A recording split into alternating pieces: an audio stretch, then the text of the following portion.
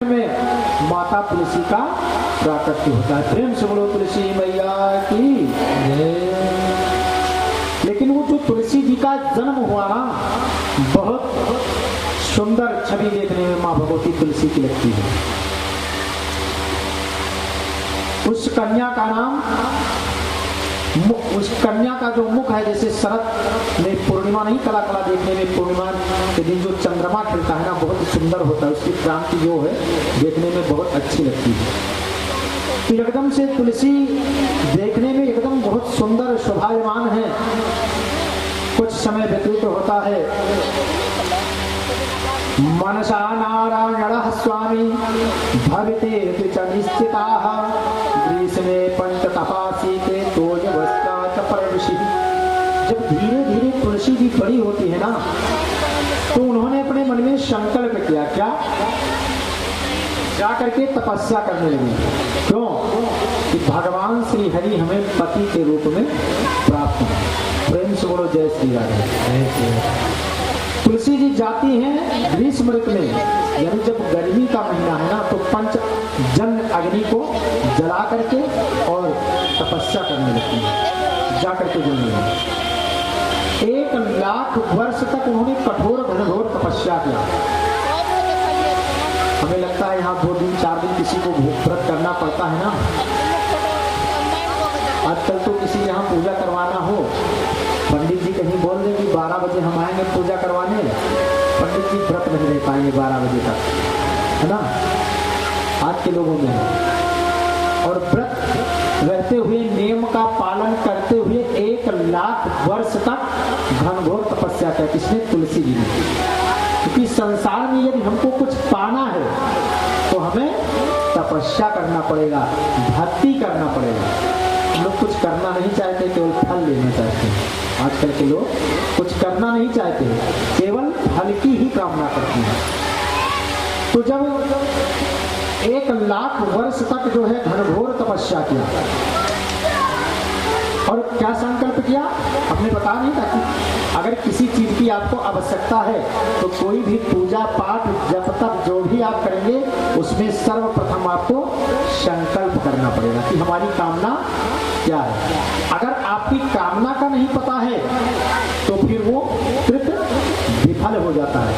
बिना संकल्पेन यत् कर्म सा कर्म विफलो भवेत। बिना संकल्प के जो कार्य किया जाता है वो विफल ही रहता है, उसका कोई फल हमें नहीं मिलता, निष्काम हो जाता है।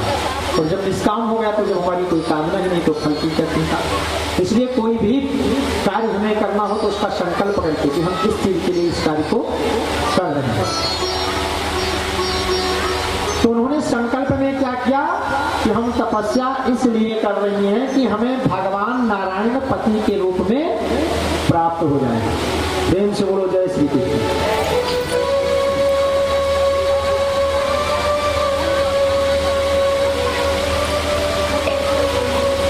कुछ समय जब व्यतीत हो जाता है, 300 वर्षं चा पत्राहार तपस्विनी, 20,000 वर्षों तक ऐसा तप किया कि केवल फल ही ग्रहण किया, बाकी कुछ नहीं खाया।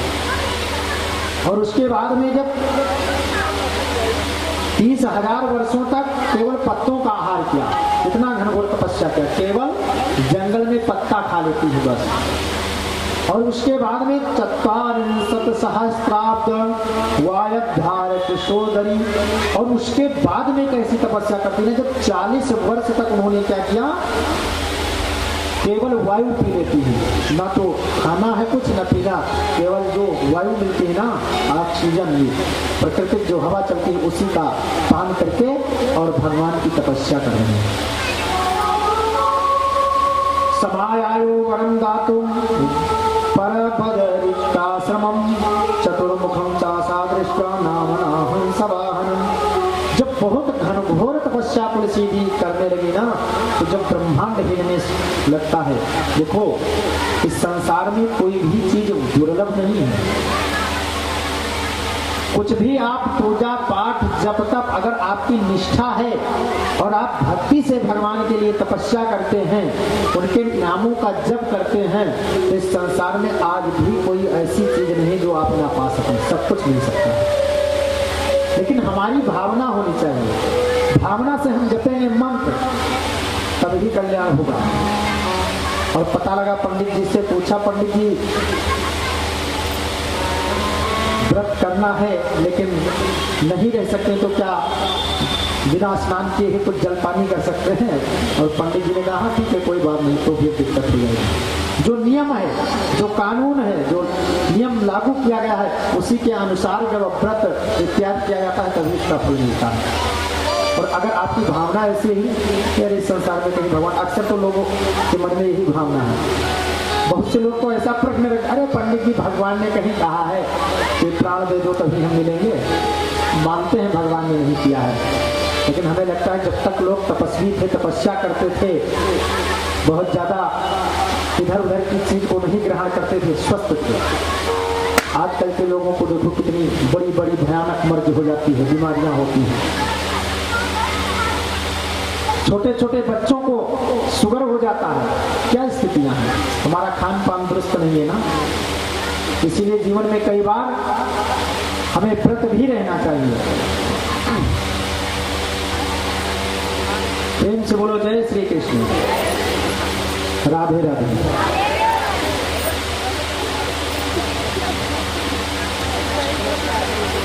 तो घनघोर जब तपस्या किया तुलसी जी ने, तो फिर ब्रह्मा जी को आना पड़ा। और जब ब्रह्मा जी आते हैं, प्रकट है, और तुलसी जी से कहा वरम ब्रूहि वरदान मांगो, क्या चाहिए आपको? वरम विष्णुरेश पुलस्य यत्ते मानसी वांछितम हरिभक्तम हरेर्दासम जरात्मा।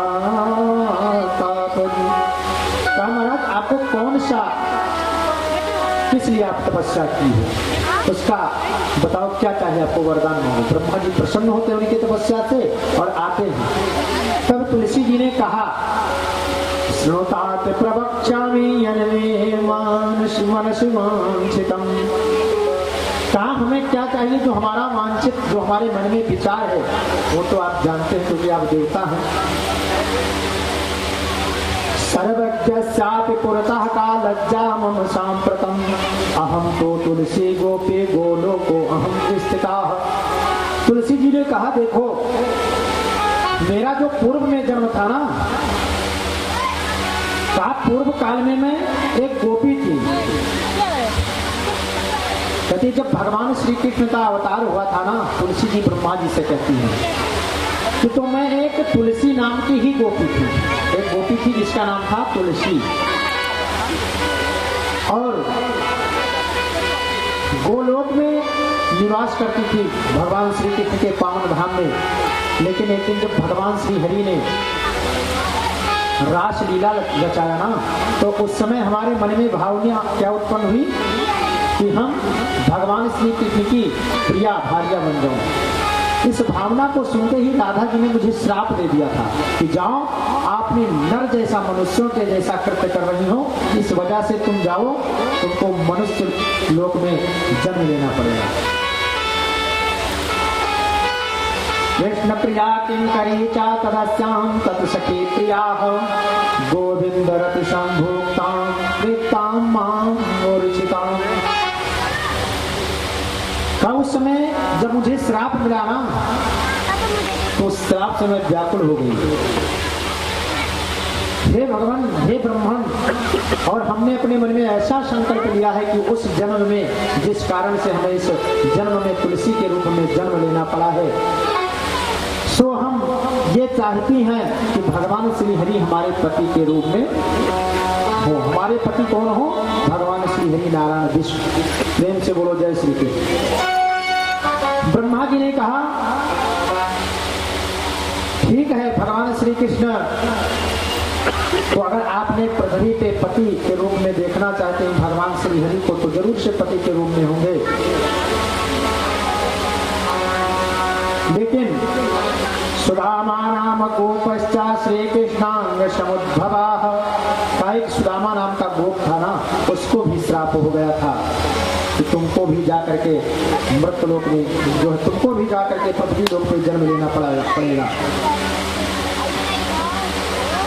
यदुवंश में उत्पन्न हुआ वह शंखचूर्ण के नाम से विख्यात हुआ है। तो जिसको पहले जो सुदामा नाम का ग्वाल था उसको भी श्राप हुआ है, जो इस जन्म में शंखचूर्ण के नाम से जन्म हो चुका है उसका भी। इसलिए जाति स्मरा त्वामिषा सर्वं जानामि सुंदरी अधुना तस्य पतनीं तां संभविष्यस्य शोभने। और हे तुलसी, तुमको पूर्व जन्म की बात याद है ना कि हमें कहाँ पे श्राप हुआ था? किसी को पूर्व जन्म की बात याद रहती है क्या? नहीं रहती है ना। लेकिन तुलसी जी को ऐसा याद था कि हमारा पूर्व जन्म में हम तुलसी नाम की ही गोपी थी और राधा जी के द्वारा हमें श्राप हुआ था, इस वजह से हमें पुनः जन्म लेना पड़ा। सो उनको ये बात भली भात पता है। तो ब्रह्मा जी ने कहा तुम्हें पूर्व की बात स्मरण होने के कारण तुम जा करके जो सुदामा नाम का ग्वाल था वही इस समय शंखचूर्ण बना है, उसी के साथ में पहले आप विवाह करो और उसके साथ में पहले आपका विवाह होगा। तत्पश्चात भगवान श्री हरि के साथ यानी विष्णु के साथ में भी आपका विवाह होगा। आपके पति भगवान श्री हरि बनेंगे। प्रेम से बोलो जय श्री कृष्ण। ऐसा कहते हैं ब्रह्मा जी। तुलसी जी कहते हैं कि हे ब्रह्मदेव, यथा में द्विभुजे कृष्णे वांछा चा श्याम सुंदरे सत्यम ब्रवीमध्येतात न तथा न चतुर्भुजे। का जो भगवान श्री हरि है हमको पति रूप में देखना चाहती हैं। प्रेम से बोलो श्री राधा रानी की। सो ब्रह्मा जी ने कहा गृहाण राधिका मंत्रम ददामि षोडशाक्षरम। ब्रह्मा जी ने कहा देखो तुमको भगवान श्री हरि पति के रूप में मिलेंगे, लेकिन आपको मैं षोडश अक्षर का एक मंत्र देता हूँ। उस मंत्र को जा करके आप जप करो। उस मंत्र को जा करके आप जप करो। पहले इतनी बड़ी तपस्या किया, तब ब्रह्मा जी आए और ब्रह्मा जी भी एक मंत्र दे करके जाते हैं कि इसको जपो। अब सोचो कि कितना मेहनत करना पड़ता हमें कुछ भी पाने के लिए, और अगर हम मेहनत करते हैं ना तुलसी के जैसा, तो इस संसार में कुछ दुर्लभ नहीं है। प्रेम से बोलो जय श्री राम। तुलसी जी जाती हैं 12 अक्षर मंत्रों का जप करना प्रारंभ कर देती हैं, और जब कुछ घनघोर जंगल में जा करके और ब्रह्मा जी के कहने के अनुसार जिस तरह से ब्रह्मा जी ने उसका विधि नियम सब कुछ बताया था, उसी तरह से वो उस मंत्र का जाप करना प्रारंभ कर दिया। इधर श्री वेद व्यास जी कहते हैं राजा धर्मेंद्र से, और भगवान नारायण कहते हैं नारद जी से। नारायण कहते हैं कि तुलसी परितुष्टाचा सुस्पाष्टमानसाः नौ यौवन संपन्ना बृहद्ध्वज वरांगनाः। तुलसी जी की जब तपस्या पूर्ण होती है ना, तो जो नौ युवती तुलसी है ना, उनको एक दिन काम बाण से पीड़ित होती है और अपने घर में अपने सेज की सैया पे विराजमान है तुलसी जी। और सोते समय स्वप्न में उनको जो शंखचूर्ण था ना वो दिखाई देता है, और जब स्वप्न में शंखचूर्ण दिखाई दिया तो उसके दिव्य छटा को देख करके ऐसा अलौकिक छवि उसको दिखाई देती है। इसको माता जो है तुलसी जी को शंखचूर्ण का। सो तुलसी जी अपने मन में विचार करती हैं कि मेरा विवाह यदि शंखचूर्ण से हो जाता तो बहुत अच्छा रहता। ऐसी भावना उत्पन्न होती है। पहले से ही वरदान ब्रह्मा जी बता चुके हैं ना कि पहले तो आपको विवाह शंखचूर्ण के साथ करना ही पड़ेगा, उसके बाद में ही हरि के साथ में आपका विवाह होगा। प्रेम से बोलो जय श्री कृष्ण। तुलसी जी जब कथयन्तं रतिकथां ब्रवन्त मधुरं मुहुः शम्भो प्रवन्तं तल्पे च समासिष्यन्त ईशतम्। उस समय जो है काम बाण से पीड़ित होकर के उसका वर्ण किया, और जब उसका वर्ण कर लिया तो कुछ दिन के बाद में वो जो शंखचूर्ण नाम का दैत्य है उसने भी भगवान की तपस्या की। कहाँ जाकर के? कुरुक्षेत्र में। कुरुक्षेत्र जानते हैं आप लोग ना, हमें लगता है यहाँ से पास में ही है, दिल्ली से पास में है कुरुक्षेत्र। कुरुक्षेत्र में जाकर के शंखचूर्ण भी भगवान की तपस्या किया और ब्रह्मा जी उसको भी जब प्रकट होते हैं तो उससे भी यही बताते हैं कि आपका विवाह तुलसी के साथ होगा। उसने भी घनघोर तपस्या किया। देखो संसार में जब तक आपके अंदर तपस्या नहीं है तो कुछ भी नहीं है। वैसे तो शास्त्रों में लिखा गया है कि तपबल विप्र सदा बरियारा, ब्राह्मणों के पास तो तपस्या होना बहुत जरूरी है। अगर तपस्या नहीं है तो कुछ नहीं। हमने पहले आपको बताया कि अगर तपस्या नहीं है तो जैसे निर्विष सर्प हो जाता है ना, अगर सर्प के अंदर से विष निकाल दिया जाए ना तो उसका कोई महत्व नहीं होता। ऐसे अगर ब्राह्मण क्षत्रिय वैश्य इनके अंदर तपस्या नहीं है, भगवान की पूजा पाठ नहीं करते हैं तो समझो ये भी उसी सर्प के समान है। प्रेम से बोलो श्री राधा कृष्ण भगवान की, प्रेम से बोलो दुर्गे मैया की। कुछ समय व्यतीत होता है तो जो धर्मध्वज की पुत्री हैं वो तपोवन में जाती हैं, यानी तुलसी पुनः तपस्या करने। और जब तपस्या करती हैं वहां पर उस समय पर धर्मध्वज सुताहं च तपस्यां तपोवने तपस्विन्यां तिष्ठामि कस्त्वां गच्छ यथा सुखम। और वो जाकर के तपस्या करती हैं और तपस्या करने के बाद जब वापस होती हैं तो शंखचूर्ण और तुलसी का मिलन हो जाता है। और जब शंखचूर्ण को तुलसी ने देखा, पहले तो स्वप्न में ही वर्णन किया था, अब जब तुलसी जी ने सामने से शंखचूर्ण को देखा तो मन में तो यही कामना है कि हमारा विवाह इनके साथ हो जाता तो बड़ा अच्छा रहता। लेकिन जब शंखचूर्ण ने देखा तो शंखचूर्ण भी उनसे प्रश्न करते हैं कि हे सुंदर नेत्र वाली देवी, आप कौन हैं? जो तुलसी का सुंदर छवि है, जो उनका दृश्य उसको देख करके शंखचूर्ण भी मोहित हो जाते हैं। जब तुलसी से बात करना चाहा कौन? शंखचूर्ण, तो तुलसी जी ने मना किया। क्या देखो आप क्यों पूछते हो कि हम किसकी कन्या हैं, कौन है, क्या मतलब तुमसे? क्योंकि शास्त्र में वर्णित है ना कि जो श्रेष्ठ कुल के राजा होते हैं या राजपुत्र होते हैं वो कभी अकेले में किसी स्त्री से बात नहीं करते, इसका द्वेष लगता है। और इस समय आप हमसे अकेले में बात नहीं कर सकते, इस तरह से उन्होंने मना किया। और अगर कोई ऐसा कर्म करता है तो समझो कि वो अधम है, पापी है। प्रेम से बोलो जय श्री राधे। इस तरह से तुलसी जी कहती हैं। शंखचूर्ण जब तुलसी जी ये सब बात कहती है तो शंखचूर्ण क्या कहता है? त्वया कथितम देवी नाचा सर्वमलीकृतम किंचित सत्यमलीकं च किंचित मत्तो निशामया। हे देवी, तुमने जो भी कुछ कहा वो सब सत्य है, सही कह रहे हैं आप।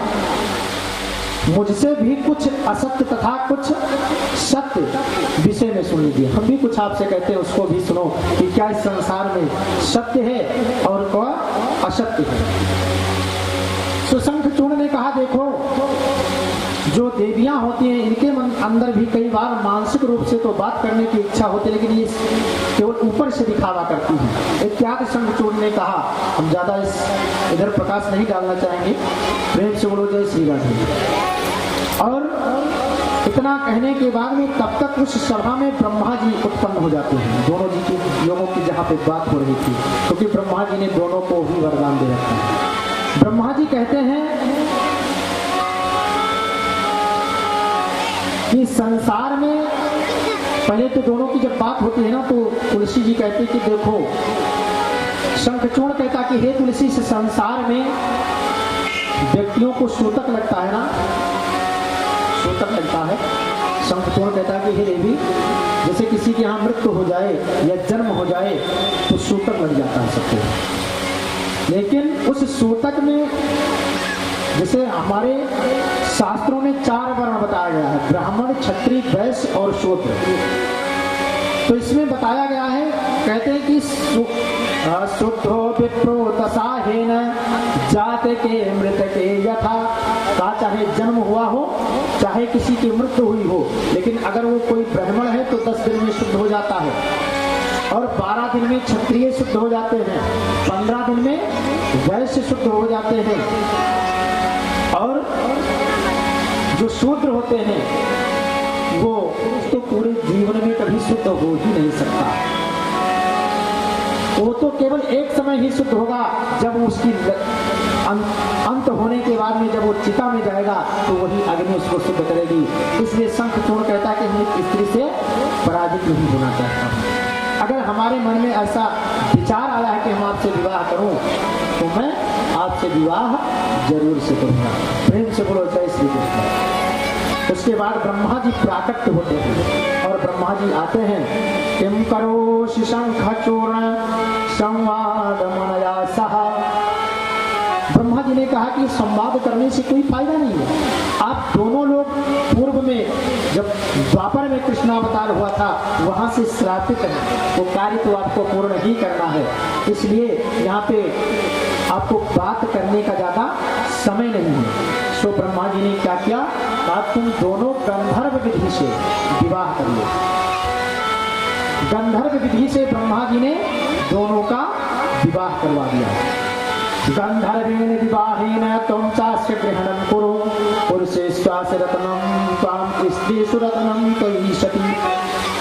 ब्रह्मा जी ने गंधर्व विधि से विवाह करवाया। और जो विवाह करने के बाद में कुछ नियम होता है ना, एक स्त्री का धर्म क्या है उसको बता देते हैं तुलसी को ब्रह्मा जी, और एक पुरुष को स्त्री के साथ में क्या बर्ताव करना चाहिए। ये थोड़ी है कि केवल स्त्रियों को पैर की जूती बना करके रखो, ऐसा नहीं। जो विधि है शास्त्र का उसी अनुसार से ब्रह्मा जी ने बता दिया। कई बार कई लोग स्त्रियों को सम्मान नहीं देते हैं, लेकिन शास्त्र का कुछ नियम है। जो माताएं हैं कई तरह से शास्त्र विधि से जो पूजने योग्य कर्म करते हैं वो पूजनीय भी है, क्योंकि यत्र नार्यास्त पूजन्ते रमन्ते तत्र देवता।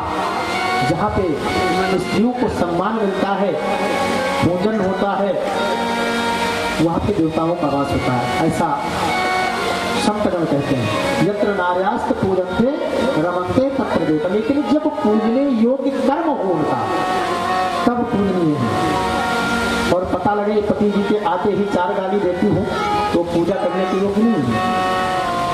हर एक व्यक्ति अपने कर्म के अनुसार ही तो पूजा जाता है। हमने क्या बताया, अगर कर्म अच्छा है तो फल अच्छा मिलेगा। इसलिए ब्रह्मा जी ने दोनों की विधि बताते हैं, क्योंकि अगर जो विवाह होता है ना 7 वचन 5 वचन पंडित जी बताते हैं, अगर वो बात जीवन में व्यक्ति उतार लेना तो हो सकता है कि पति और पत्नी में जीवन में कभी झगड़ा नहीं हो सकता, सुनिश्चित है। लेकिन हम लोग क्या करते हैं, पहले तो वीडियो कैमरा जयमाल में फोटो खिंचाने में बिजी रहते हैं, और उसके बाद में जब थोड़ा चल पाएगी क्या, इसीलिए पति और पत्नी दोनों एक के पूरक होते हैं। जैसे कि आप लोगों ने देखा होगा, जब कभी आप लोग पूजा पाठ करते हैं ना तो पंडित जी ग्रंथ बंधन करवाते हैं, और क्या कहते हैं ना कि पति और पत्नी मिला करके एक माने जाते हैं। क्यों?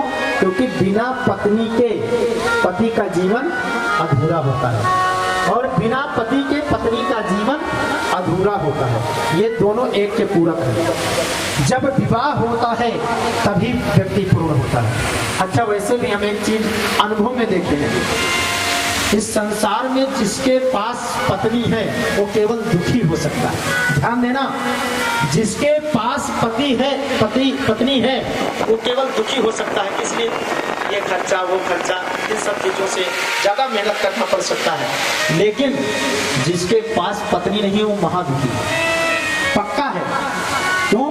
क्योंकि जो भाई बहन के बेटे होते हैं ना, बूढ़े हो जाएंगे वहां तक, अरे दादाजी ये काम कर लेते। हमें सम्मान तब मिलता है जब हमारा विवाह हो जाता है, हमारी पत्नी हमारे साथ रहती, तभी हम पूर्ण होते हैं, तो सम्मान तो हमें तभी मिलेगा। आप लोगों ने भी ऐसा देखा होगा, कईयों लोगों को ऐसा देखा होगा कि जिसका विवाह नहीं हुआ है ना तो कोई भी कोई काम के लिए भेज देगा, ये नहीं देखागा। बच्चे भी ऐसा नहीं देखते हैं कि हमसे बड़े हैं, इनको हम कैसे कहते हैं, दादाजी ये काम करना है आप कर लीजिए। तो सम्मान हमें जब हमारी धर्म पत्नी होती है साथ में तभी मिलता है। ब्रह्मा जी ने दोनों के नियम को समझाते हैं कि आपको क्या करना है, शंखचूर्ण और तुलसी को क्या करना है। दोनों को समझाया। कहा देखो जो स्त्री होती है ना उसको जीवन में एक ही संकल्प करना चाहिए। क्या? एक ही पति एक व्रत नेमा, काय वचन मन पति पग प्रेमा। इस संसार में हमने बताया कि पत्नी के लिए उसका पति ही भगवान है, ऐसी भावना हमारी होना चाहिए। लेकिन दोनों टाइम करेंगे, कहीं भगवान को जाए तो माथ में चंदन लगाएंगे, हाथ पैर भी भगवान मूर्ति की कहो लपेट दे। लेकिन अगर पति जी कहते कि हमारा पैर दबा दीजिए ना, तो मैं पहले से बहुत परेशान हूँ, तमाम सा काम पड़ जाता है। ध्यान रखना, जीवन में आपका जप तप व्रत नियम तब पूर्ण है जब आप अपने पति का पूर्ण रूप से सेवा करती हैं, तब, अन्यथा उसका कोई महत्व नहीं है। इसलिए जीवन में हमें कुछ भी करें, चलो ठीक है, बात बात में कोई बात हो गई तो हो गई, लेकिन पति तो हमारे लिए भगवान है, ऐसी भावना रखना ही हमारा पावन धर्म। अन्यथा ये सब पूजा पाठ कोई काम नहीं आएगा। प्रेम से बोलो जय श्री राधे। आज तुलसी को और शंखचूर्ण को भी बताते हैं नियम कि जो आपकी पत्नी है ना, आपको कोई भी खर्च इत्यादि करना है, कोई व्यापार इत्यादि करना है ना, तो उसमें आप भी इनसे जो है सलाह लेंगे, नहीं अपने मन से जो मन में आए कर दें। क्योंकि पत्नी हमारी वामांगनी है ना, आपकी पत्नी वामांगनी है, इसलिए उसका भी फर्ज बनता है, हमारे आधो आपका हिस्सा है इसका, है ना। तो शंखचूर्ण को भी उस नियम का कानून के बारे में बताते हैं। विवाह संपन्न हुआ, दोनों लोग अपने अपने यथाउचित स्थान पर जाते हैं, वास करने लगते हैं। कुछ दिन की जब समय व्यतीत हुआ ना, प्रेम से बोलो जय श्री कृष्ण।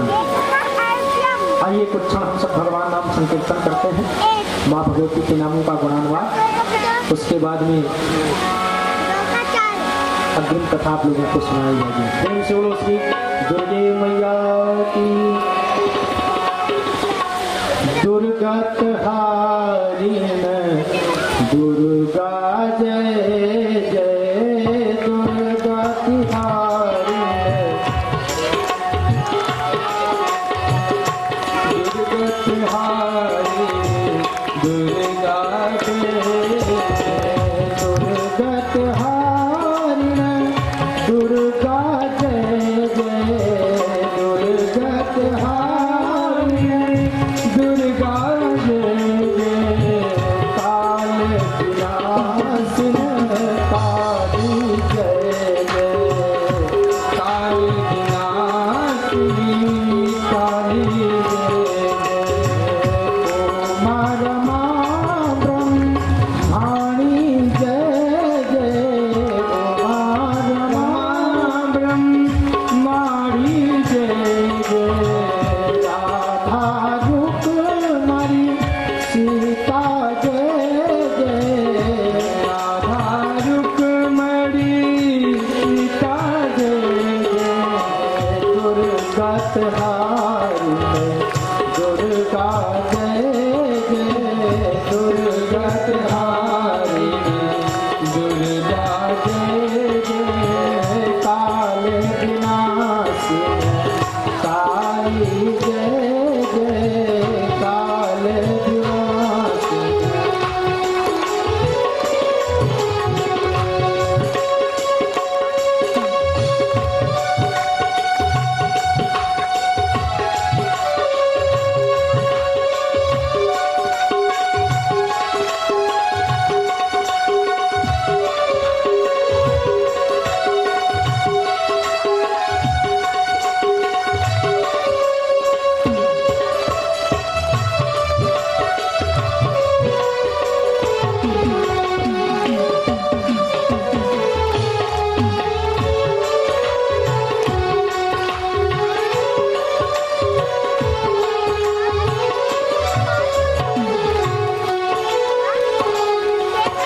प्रेम से बोलो श्री राधा रानी की।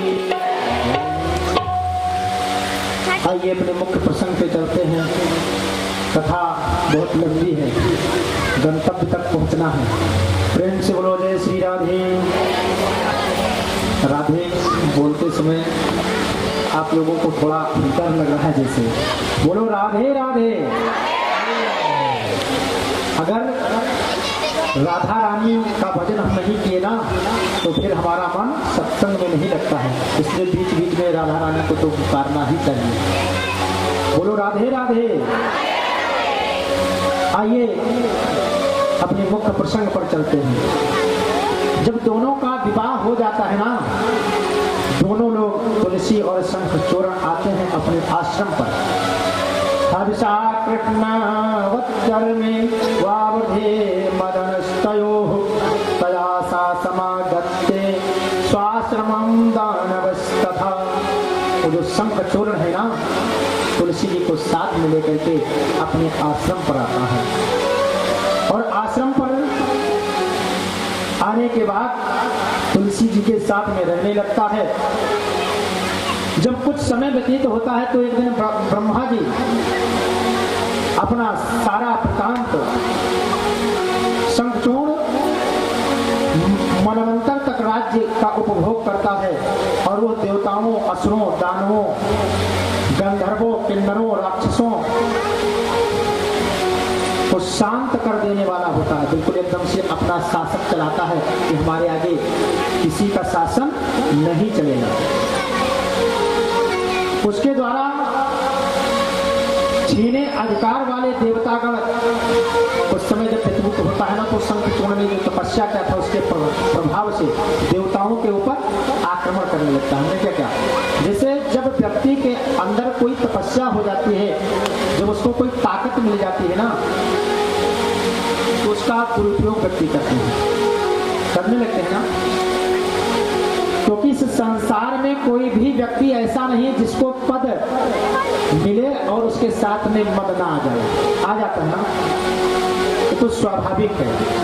जिनसे आपको पद मिलेगा तो मद को बुलाना नहीं पड़ता है, वो अपने आप ही आ जाता है, स्वाभाविक है।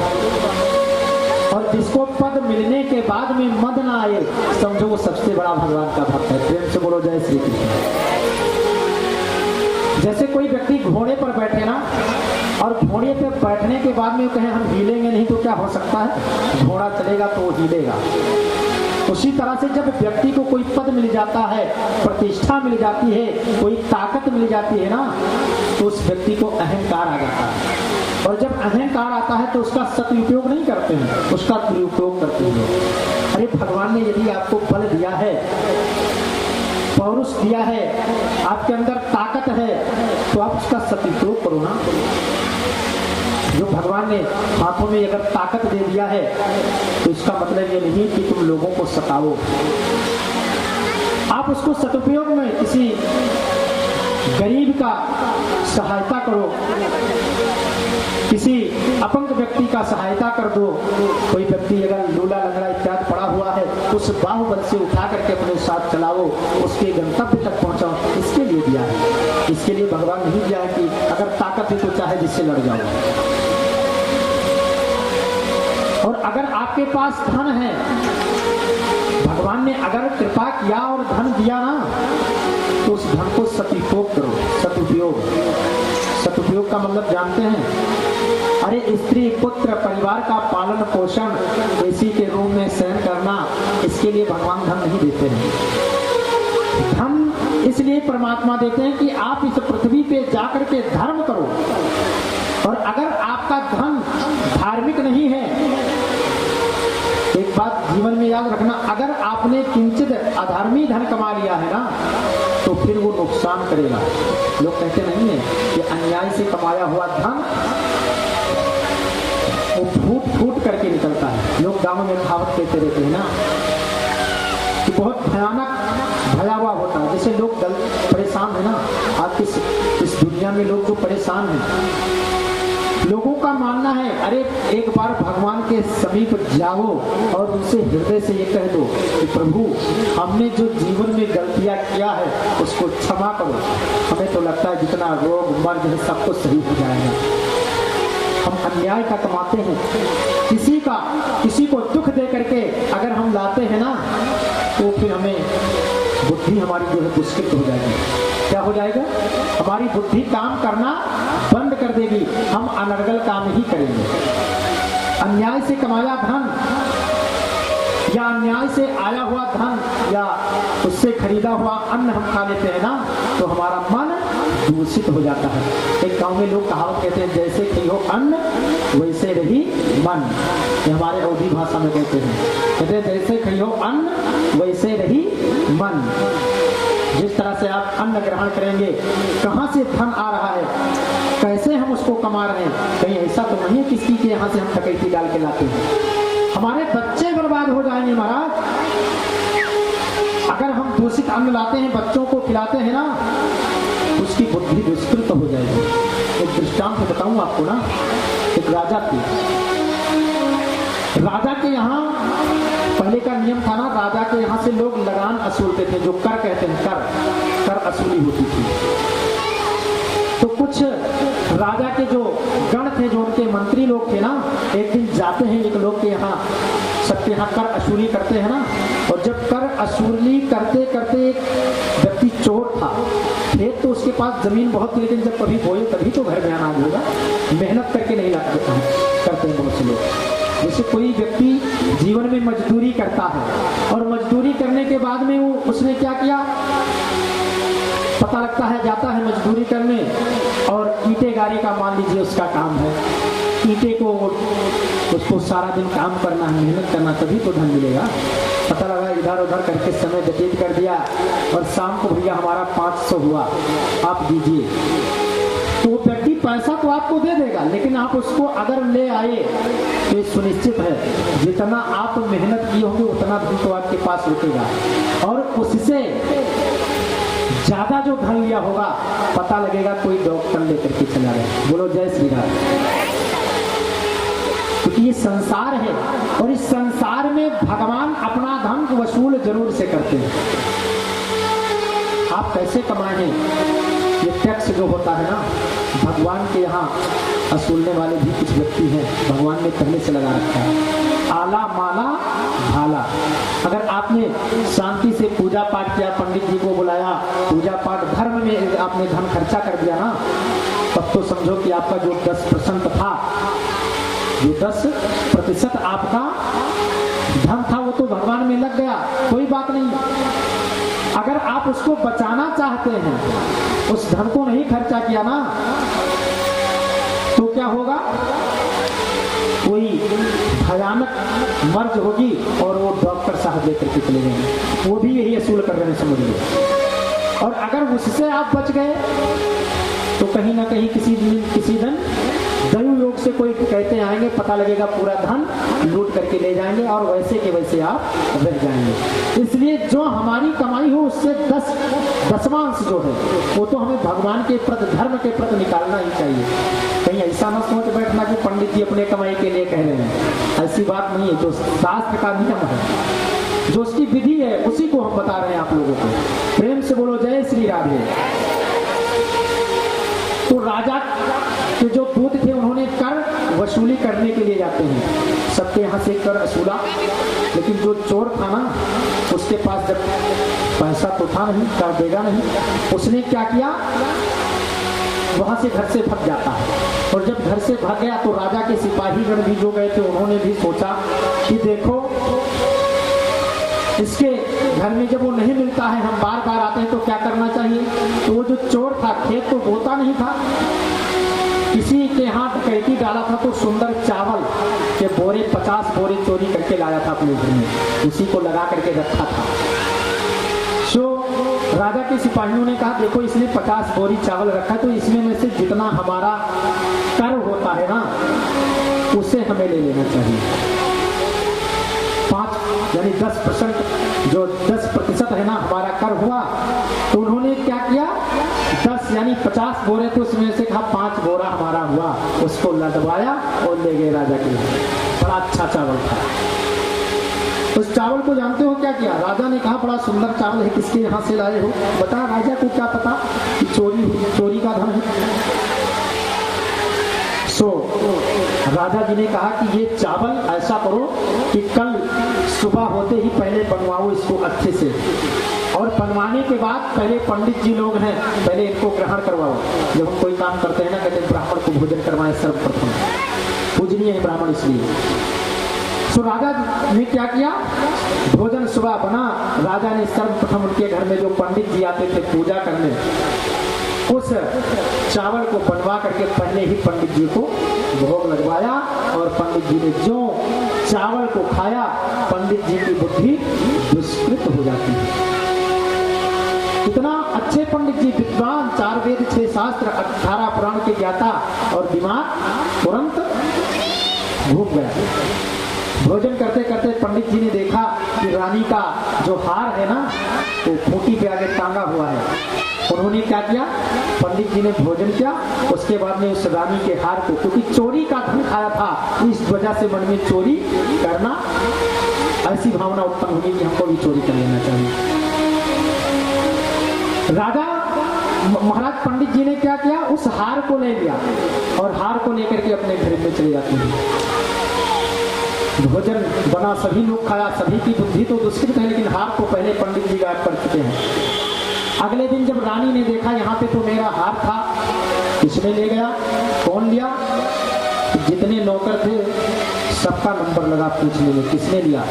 अरे कितने नौकरों को तो इतने हंटर पड़ गए ना कबुलवाने के चक्कर में, यही सब चोरी किए होंगे, क्योंकि पंडित जी तो पंडित जी हैं, उनके ऊपर किसी का दिमाग ही नहीं जा रहा, पंडित जी ले जा सकते, पंडित जी ने तो कभी ऐसा कुछ किया नहीं।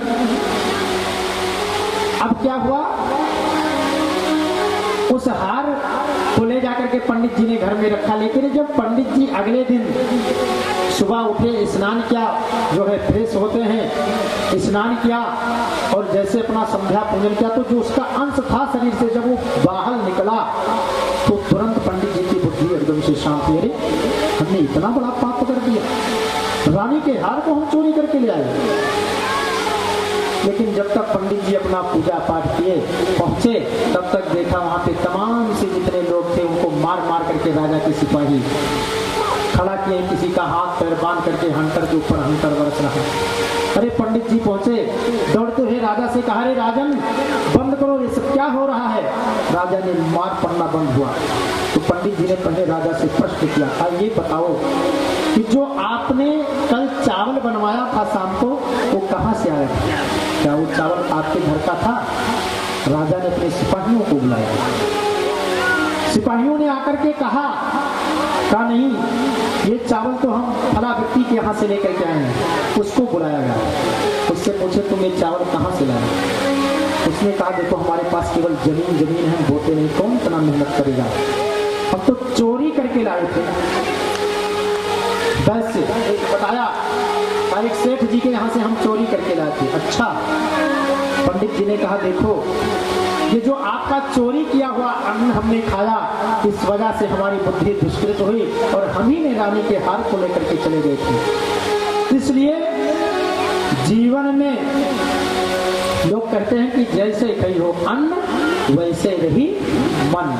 जीवन में दूषित अगर आपने धन खा लिया है, आपने मेहनत नहीं किया, अन्याय से कमाया हुआ अगर आपने धन खाया है, तो कहीं ना कहीं वो आपकी बुद्धि को दूषित करेगी। इसलिए अगर कोई दान भी दे रहा है तो सोचना चाहिए कहीं ऐसा तो नहीं है कहीं से डकैती डाल के लाया हो, दान कर रहा हूं, है ना। दान भी बहुत सोच समझ करके लेना चाहिए, किसी का अन्न भी बहुत सोच समझ करके खाना चाहिए। पहले उस पर दृष्टि जाना चाहिए कि कहीं ऐसा तो नहीं है पापी धन है, हमारी बुद्धि को खराब कर दे। आज ये जो संसार के नियम है ना, हम जैसे जीवन में क्या याद रखना चाहिए कि हमें किसी का एक भी पैसा नाजायज पर नहीं खर्चा करवाना है, हम किसी के नाजायज को धन को नहीं लेंगे। बोलो जय श्री राधे। अगर हमने जीवन में किसी के धन को खाया तो हमें उसको बड़ी बुरी तरह से भुगतना पड़ता है। और कई लोग बहुत बड़े हैं, है ना, लोग कहते हैं ना बहुत से करोड़पति हैं, अरबोपति हैं, अन्याय से ही कमा रहे हैं। लोग कहते भैया इस कलिकाल में जो लोग अन्याय से कमाते हैं वो बढ़ते, लेकिन ऐसा नहीं है, ये केवल आप लोगों की सोच है। संसार के लोगों की केवल एक सोच हो सकती है। हम तो यही जानते हैं, अन्यायोपार्जन लक्ष्मी 10 वर्षेण तिष्ठति। अन्याय से कमाया हुआ धन केवल 10 वर्ष तक आपको खूब बढ़ाएगा, लेकिन जैसे 11वां वर्ष लगेगा ना, एक ही व्यक्ति पता लगेगा, कोई आईसीयू में जाएगा, चाहे आप अरबपति हो, चाहे खरबपति हो, चाहे करोड़पति हो, वो वहीं पर तुरंत चला जाएगा। बोलो जय श्री राधे। तो ऐसा धन कमा करके हम क्या करें? हम तो माता भगवती से इतना ही प्रार्थना करते हैं कि साईं इतना दीजिए सीधा कुटुंब समान, मैं भी भूखा न रहूं, साधु न भूखा जाए, है ना। कई बार हम लोगों के अंदर ऐसी अभिलाषा होती है कितना जल्दी बड़े बन जाए। अरे यदि आपको बड़ा ही बनना है तो प्रभु से प्रार्थना करो ना कि आप चोरी डकैती बदमाशी करके बड़े बन पाओगे? नहीं।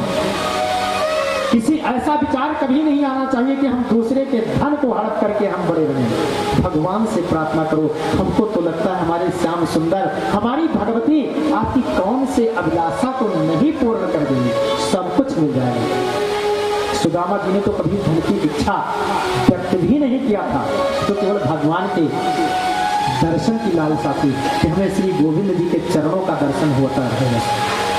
हम लोग भक्ति करते हैं ना, लेकिन कई बार भटक जाते हैं भक्ति से। क्या करते हैं?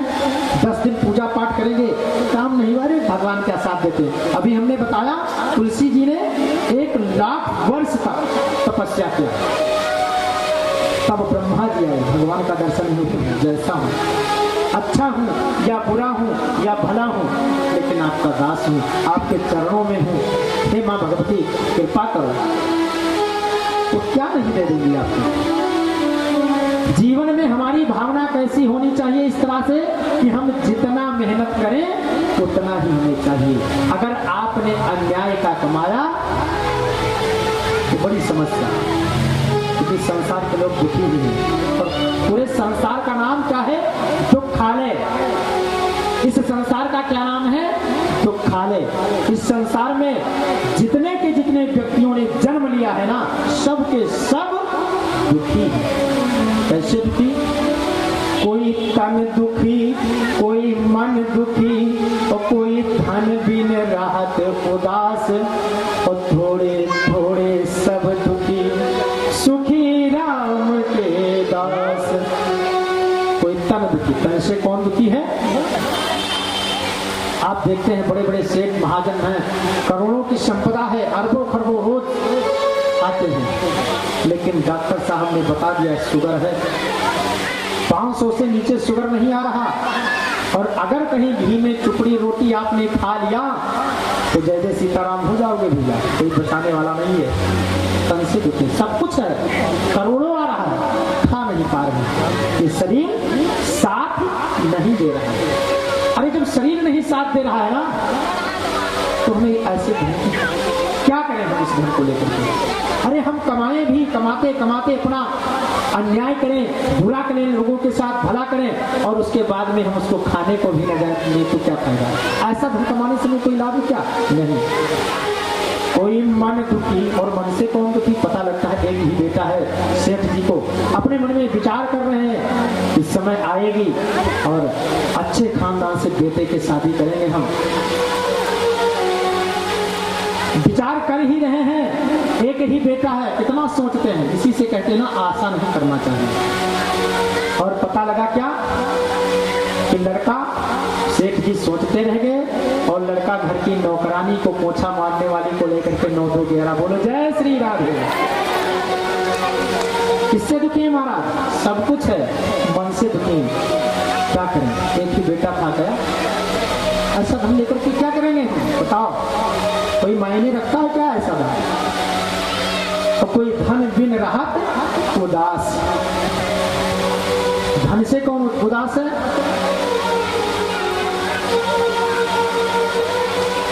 धन से उदास है। जैसे एक मजदूर को आप ले लीजिए ना, 10-10 मंजिल पे चढ़ता है, रास्ता बांध करके ऊपर शीशा लगाने के लिए, पुताई करने के लिए। अगर कहीं रास्ता टूटा ना तो जय जय श्री सीताराम। और शाम को उसको अगर 500 रुपए मिलते हैं मजदूरी की ना, तो बताओ 500 में बच्चे को पढ़ाए या कमरे का किराया दे या घर में साग सब्जी इत्यादि की व्यवस्था करे, क्या करे बताओ कौन से? तो किससे होती है? धन से। तो इस संसार का नाम क्या है? दुखालय। और जब इस संसार में सब दुख ही झेलने आए हैं तो क्या फायदा है? हमें तो केवल एक ही चीज देखना चाहिए, इसी राममय सब जग जानी। अच्छा, अब आप लोग सोचते होंगे कि भगवान के शरण में जाने के बाद में क्या सुख मिल जाता है?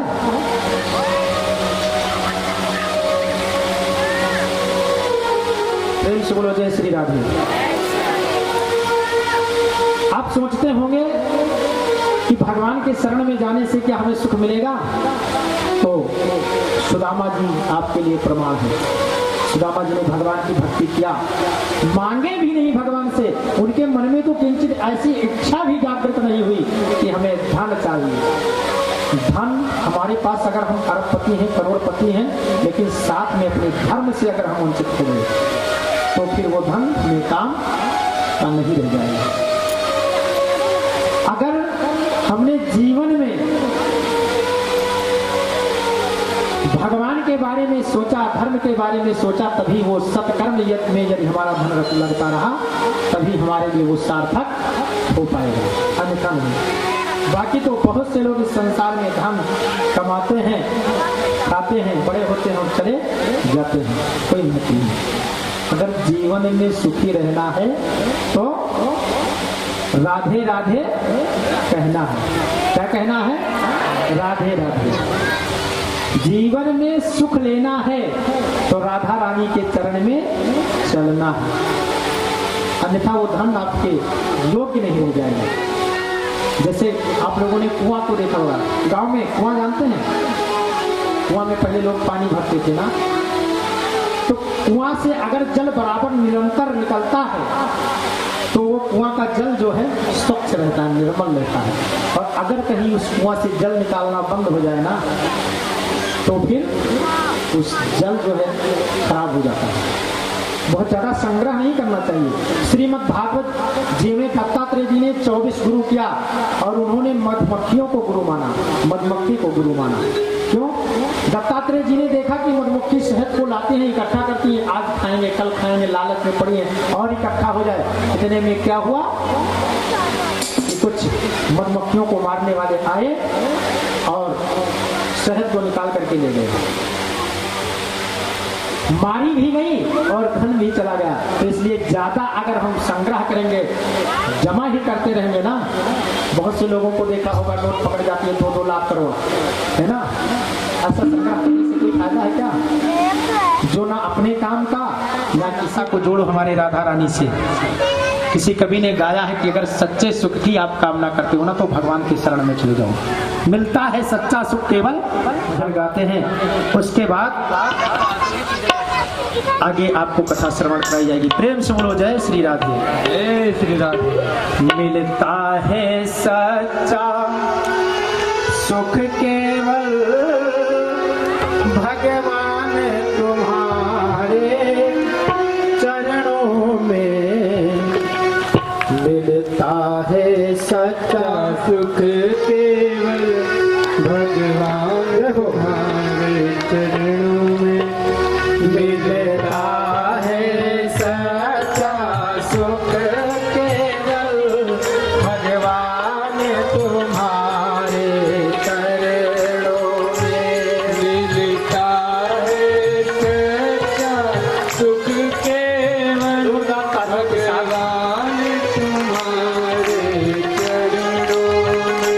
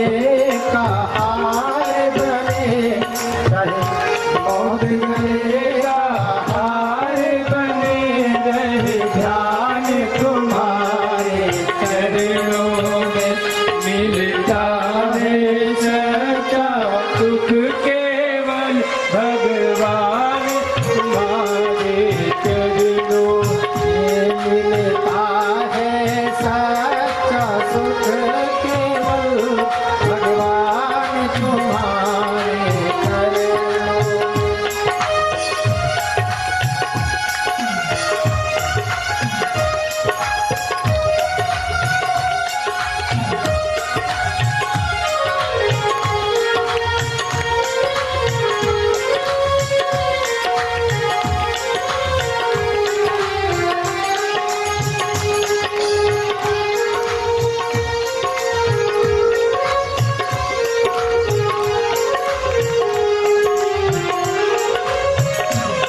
चाहे अग्नि में मुझे जलना हो, चाहे कांटों पर मुझे चलना हो, चाहे अग्नि में मुझे जलना हो, चाहे कांटों पर मुझे चलना हो, चाहे छोड़ के देश निकलना हो, यही ध्यान तुम्हारे चरणों में।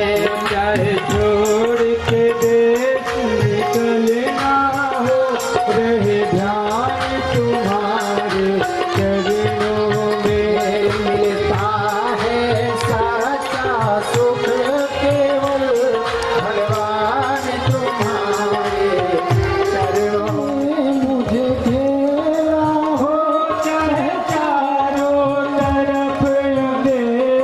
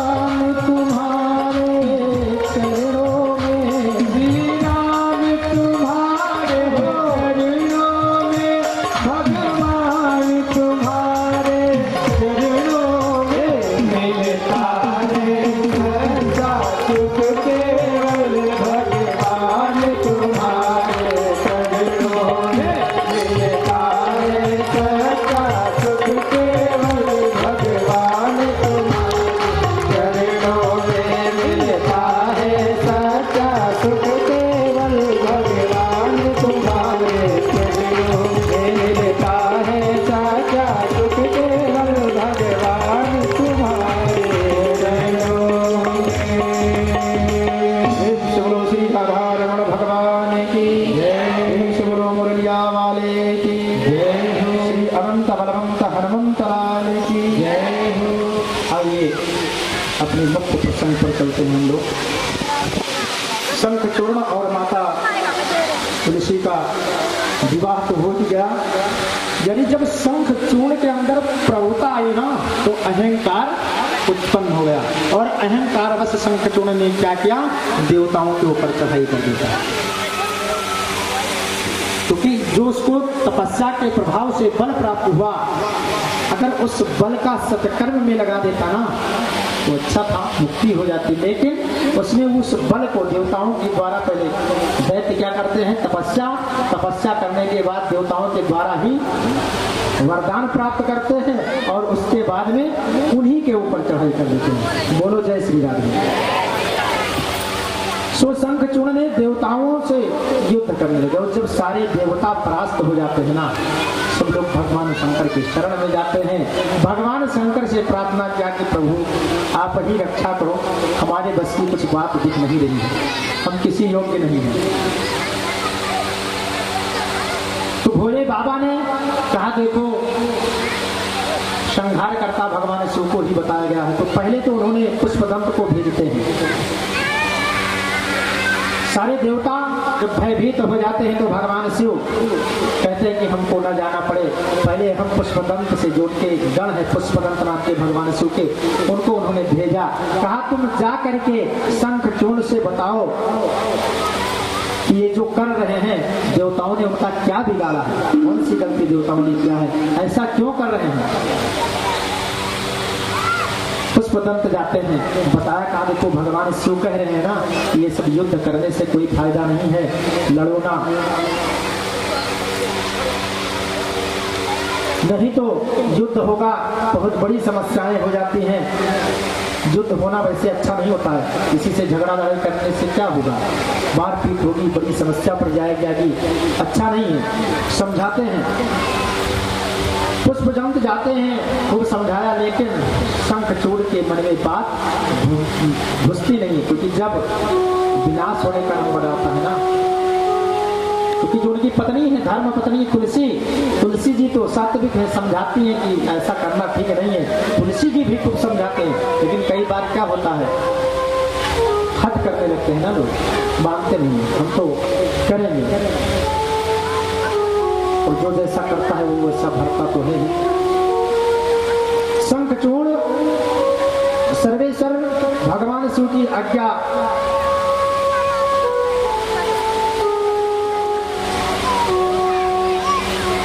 कहते हैं कि पुष्पदंत तो जाते हैं, ब्रह्मास्त्रं संयोज्य संहारे दानवस्थिता जगाम स्वाल्पयंतोनम यथा स्थानम सुरोत्तमाः। पहले तो जब देवता और शंखचूर्ण से युद्ध होता है तो तमाम से दानवों को देवतागण मार करके परास्त कर देते हैं, और उसके बाद भगवान शिव चंद्रभागा नदीते तीरे वटमूले मनोहरे तत्र तस्थो महादेवो देव विस्तार हेतवे। उसके बाद भगवान शिव और ब्रह्मादि देवता जाते हैं तो वट वृक्ष के नीचे बैठते हैं। उसी समय पर महादेव जी ने देवताओं के अभ्युदय के उपदेश से चंद्रभाग नदी के तट पर एक मनोहर वट वृक्ष के नीचे बैठते हैं, और उन्होंने अत्यंत प्रिय गंधर्व राज चित्ररथ पुष्पदंत को दूत बनाकर तुरंत शंखचूर्ण के पास भेजा। पुष्पदंत जाते हैं, समझाते हैं कि देखो कि लड़ना भिड़ना अच्छी बात नहीं है, लेकिन जब मति मारी जाती नहीं, कहते लोग विनाश कराने विपरीत बुद्धि, जब किसी का विनाश होने का नंबर आता है ना तो उसकी बुद्धि उल्टी चलने लगती, उल्टी दिशा में ही भागेगी, समझ में नहीं आता है। और शंखचूर्ण जो है कहता है कि जा करके अपने महाराज जी से बता दो कि हम सब नहीं जानते हैं, ज्यादा समस्या हो रही हो तो आकर के हमसे युद्ध करें। तिष्ठं तं पिंगलाक्षं च ताम्रवर्णं भयंकरं कथयामास वृत्तान्तं जगाम तदनुज्जयाः। उस शंखचूर्ण के पास जा करके पुष्पदंत समझाते हैं, कहते हैं देखो ये सब जो आप कर रहे हो ना ठीक नहीं है। राजेंद्रस्य शिवभृत्यो हम पुष्पदंतामभिदा प्रभु।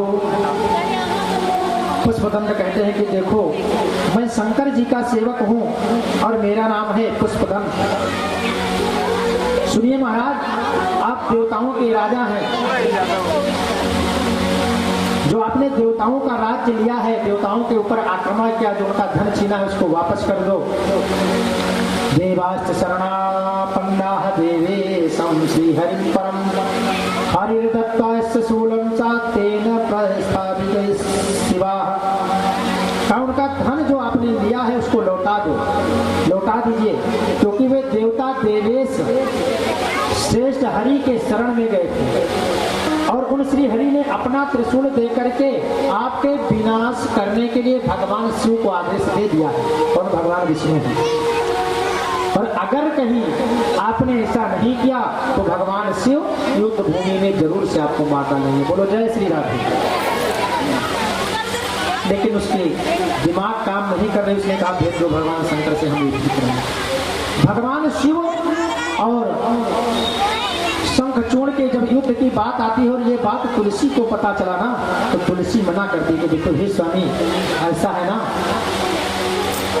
ध्यान दीजिएगा आप लोग, कथा में बड़ी सुंदर कथा है।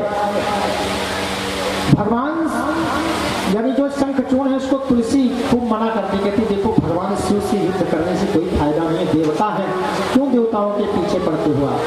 अरे आपको कुछ कहा तो है नहीं, कौन सा ऐसा देश है, क्यों ऐसी पैर भावना रखते हो आप उनसे, ऐसा मत करो। लेकिन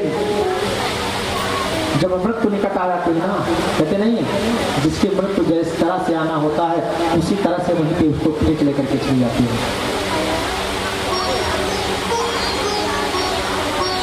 आज तुलसी जी का कहना नहीं मानते और शंखचूर्ण भगवान शिव से युद्ध करने के लिए पहुंचते हैं। भगवान शिव से घनघोर युद्ध होता है, लेकिन भगवान शिव भी शंखचूर्ण से, एक बात बताऊं, भगवान शिव परास्त हो जाते हैं, बार बार विजय नहीं कर पाते हैं शंखचूर्ण से, जबकि शंखचूर्ण देते हैं भगवान शिव स्वयं शंभु हैं, लेकिन फिर भी शंखचूर्ण से विजय नहीं पा रहे हैं। इसका कारण जानते हो क्या है? क्योंकि जो तुलसी है ना, तुलसी ऐसी स्त्री है पतिव्रता स्त्री। कैसी स्त्री? पतिव्रता। और ध्यान दीजिएगा, पतिव्रत धर्म में इतना बड़ा उसका महत्व है कि अगर किसी की स्त्री पतिव्रता है तो उसके पति को कोई मार नहीं सकता है, उसकी आयु कोई छीन नहीं कर सकता, बिल्कुल सुनिश्चित है। बोलो जय श्री राधे। इसलिए तभी तो सती अनुसुईया जी ने एक ही पति एक व्रत नेमा काय वचन मन पद पद प्रेमा। हमारी सती अनुसुईया जी से हमको सीख लेना चाहिए, सती सावित्री से हमें सीख लेना चाहिए, सुकन्या से हमें सीख लेना चाहिए। सुकन्या राजा संज्ञात की कन्या थी, चमन ऋषि के साथ 16 साल की सुकन्या और 85 साल के चमन ऋषि, कौन ऐसा सेवा करेगा?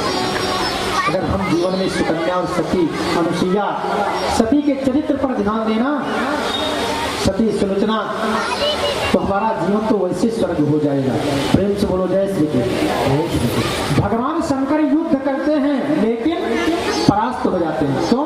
क्योंकि जो उनकी धर्म पत्नी तुलसी है शंखचूर्ण की ना, पतिव्रता है, और अगर कहीं पत्नी का पतिव्रत धर्म नष्ट हो गया ना तो उसके पति की आयु अल्प हो जाती है। ये शास्त्र में लिखा है, भागवत में लिखा है, पंडित जी ही नहीं कह रहे। इसलिए अपने पतिव्रत धर्म को बचाना जीवन में हमारा दायित्व है। आज तुलसी का पतिव्रत धर्म पुष्ट है, इस वजह से भगवान शिव परास्त हो जाते हैं, देवादिदेव महादेव, और शंखचूर्ण जैसे दैत्य से विजय नहीं पा रहे। क्या करें? कार्तिकेय आदि सभी देवताओं से देवियों से युद्ध हुआ, कोई विजय नहीं पा रहा। क्यों? क्योंकि जैसे भगवान शिव अपने त्रिशूल को लेकर के और शंखचूर्ण को मारने के लिए दौड़ते हैं, तुरंत उसके अंदर तुलसी के दृश्य दिखने लगते हैं। भगवान शिव सोचते हैं कि एक अबला पे कैसे परिहार करें। क्यों? क्योंकि इसकी जो धर्मपत्नी इस तरह से इसकी पूजा करती है कि इसके हृदय में तो इसकी पत्नी ही विराजमान है, अगर हम इसको मानेंगे तो इसकी पत्नी का प्राण हो जाएगा, और एक स्त्री पे प्रहार करना हमारा धर्म नहीं है।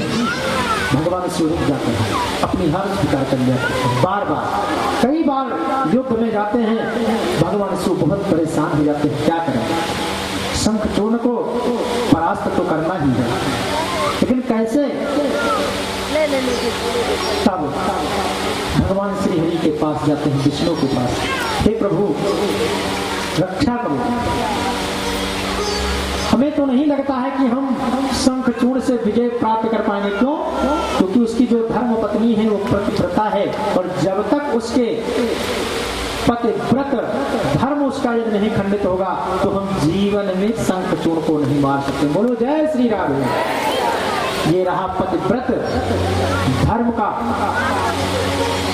बल, इसको कहते हैं पतिव्रत धर्म का सर्वोत्तम बल। प्रेम से बोलो जय श्री राम।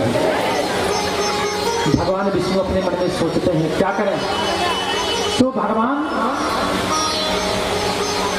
जाकर के शंखचूर्ण तो युद्ध भूमि में गए हैं, और उन्होंने क्या किया, कथा तो थोड़ी लंबी है, अगर विस्तार से कही जाए, बस केवल हम आपको संक्षिप्त रूप में ही समझा पा रहे हैं, क्योंकि सभी लोग समझदार हैं, बात को समझ रहे हैं। इसलिए तो भगवान विष्णु से जब प्रार्थना करते हैं भगवान शंकर, तो भगवान शिव ने, भगवान श्री हरि शंखचूर्ण का देश बनाते हैं। शंखचूर्ण तो अभी युद्ध भूमि में ही है, और माता यानी जो तुलसी है, वृंदा नाम से भी बहुत से लोग उनको जानते हैं ना, वृंदा के नाम से अक्सर लोग जाना करते हैं। उनके भगवान ने क्या किया, शंखचूर्ण का एकदम से देश बनाया और उनके पास पहुंच जाते हैं। अपनी हालत को ऐसे बनाया भगवान ने, क्योंकि देवताओं के कार्य को सिद्ध करना है, इसलिए भगवान किसी के साथ छल नहीं करना चाहते, लेकिन भगवान का कहना है कि यदि हम देवता के कार्य को सिद्ध करना है तो साम दाम दंड भेद सबसे हमें युद्ध करना पड़ेगा। क्यों? अगर हम युद्ध नहीं करेंगे तो ये जो राक्षसी सेना है ये तो सात्विक लोगों को रहने ही नहीं देगी। तो सखे साठ्यम समाचरे, दुष्ट के साथ में दुष्टता करना ही चाहिए।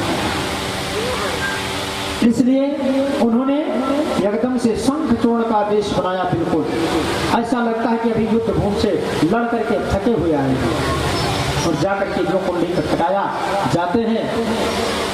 तुलसी जी ने देखा हमारे पतिदेव आए हैं, पुनः तुलसी जी ने समझाया, हे पतिदेव आप ऐसा क्यों करते हो, अरे न जाने युद्ध भूमि में कितनी माताएं बिना पुत्र के हो जाती हैं, न जाने युद्ध में कितनी माताएं बिना पति के हो जाती हैं, न जाने कितने बहनें बिना भाई के हो जाती हैं, क्या फायदा है युद्ध करने से। अरे देवताओं ने तुम्हारा क्या बिगाड़ा, ऐसा क्यों करते हो? क्योंकि वृंदा को ये नहीं पता है कि साक्षात श्री हरि है। क्यों? क्योंकि पहले ही उन्होंने व्रत किया है ना कि मुझे भगवान पति के रूप में चाहिए, श्राप पहले से था, इसलिए आज भगवान श्री हरि वृंदा के साथ छल हुआ, और इतने में क्या हुआ कि शंखचूर्ण को वहां पर पहुंच जाते हैं। बोलो जय श्री कृष्ण।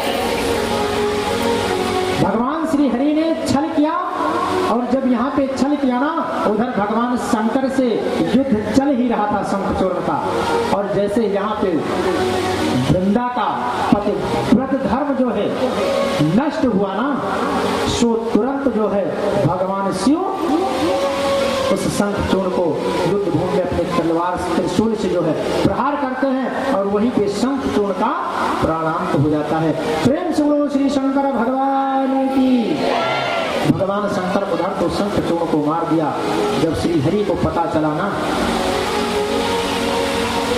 वृंदा को भी शक हुआ कि हमारे पति नहीं हो सकते हैं। कुछ सिंहों को उन्होंने देखा, आप हमारे पति तो नहीं। जब भगवान अपने असली रूप में आए ना, तो तुरंत एकदम से खुंधक लग जाती है वृंदा को। अरे वृंदा ने कहा, श्री हरि हमने आपके साथ क्या बिगाड़ा था,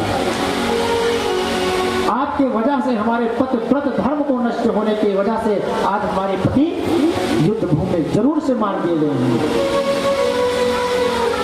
हे प्रभु आपने ऐसा क्यों किया, जाओ मैं तुम्हें श्राप देती हूँ। क्यों? आपने सठों का काम किया है, आप देवताओं के जैसा कार्य नहीं किया है, इसलिए मैं तुम्हें श्राप देती हूँ, तुम जा करके पत्थर हो जाओ। भगवान आकर के शालिग्राम की शिला हो जाते हैं। प्रेम से बोलो श्री शालिग्राम भगवान की। शालिग्राम की मूर्ति बन जाते हैं। और इधर जब लक्ष्मी जी को पता चला हमारे पति जी को तुलसी ने श्राप दे दिया है ना, लक्ष्मी जी पहुंचती हैं और कहती हैं, अरे आपको भी तो देखना चाहिए कि हमारा कौन पति है कौन नहीं है। आपने हमारे पति को श्राप दिया है पत्थर होने का ना, मैं तुम्हें श्राप देती हूँ, तुम जा करके लकड़ी का वृक्ष हो जाओ। प्रेम से बोलो तुलसी मैया की जय। इस तरह से श्राप हो जाता है। और जब श्राप हुआ, भगवान ने स्वीकार किया अपनी गलती को। देखो गोस्वामी जी ने मानस में लिखा कि ते परिनार लीलार गोसाई तजो चंद की चौथ की नहीं। दूसरे की स्त्री को उसी तरह से नहीं देखना चाहिए जैसे लोग चौथ के चंदा को नहीं देखते कि मुझे कलंक लग जाएगा। आज भगवान श्री हरि क्या दर्शाए कि अगर हमने किसी दूसरी या तो देवताओं के कार्य को सिद्ध करने के लिए, लेकिन साथ में ये भी दर्शाया कि जब हम भगवान होकर के हमारी ये दुर्दशा हो सकती है, हम पत्थर बन सकते हैं, तो साधारण इंसान की क्या स्थिति है। बोलो जय श्री राधे। आज भगवान तुलसी से कहते हैं, जाओ तुलसी, हमने जीवन में आपके पति के रूप में शुभ कार्य कर लिया, आप पत्नी के रूप में शुभ कार्य कर लिया। जाओ तुलसी, आज के बाद में जब तक आपका पत्ता हमारे सिर पे नहीं चढ़ेगा ना, तब तक हमें चैन नहीं आएगा, हमारे सिर में दर्द बराबर बना ही रहेगा। बोलो श्री विष्णु भगवान की जय। देखो भगवान अपने भक्तों के कार्य को पूर्ण करने के लिए क्या क्या नहीं किया है, ये इस पे ध्यान दिया। देवताओं के कार्य को सिद्ध करने के लिए भगवान नहीं तो क्या आवश्यकता की कि आकर के यहाँ पे पत्थर बन के रहे, कोई जरूरत नहीं भगवान की, नहीं। लेकिन देवताओं के कार्य को सिद्ध करना था, दैत्यों को पृथ्वी से विहीन करना था, इस वजह से प्रभु ने ऐसा किया। हमें भगवान का नकल जीवन में नहीं करना चाहिए, क्योंकि हम भगवान नहीं हो सकते हैं ना। अगर हम कर पाए तो पूरी उनका नकल करें, अन्यथा ना करें।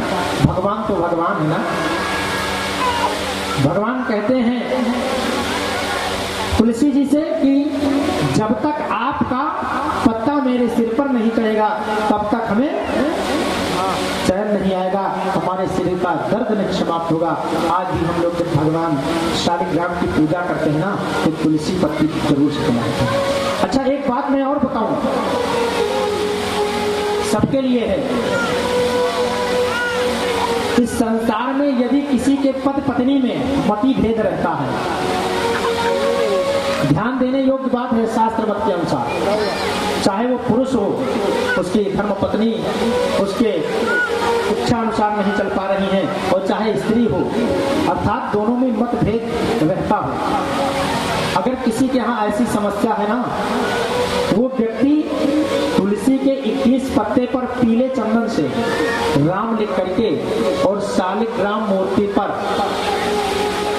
बृहस्पतिवार के दिन से 121 पत्ती प्रतिदिन लिखे राम, और उसके बाद शालिग्राम भगवान को राम या विष्णवे नमः या नमो भगवते वासुदेवाय नमः कह करके चढ़ाए ना, तो जितना मतभेद है पूरा समाप्त हो जाए, सुनिश्चित है। लेकिन 43 दिन तक करना पड़ेगा नियम से, बिना नागा किए हुए।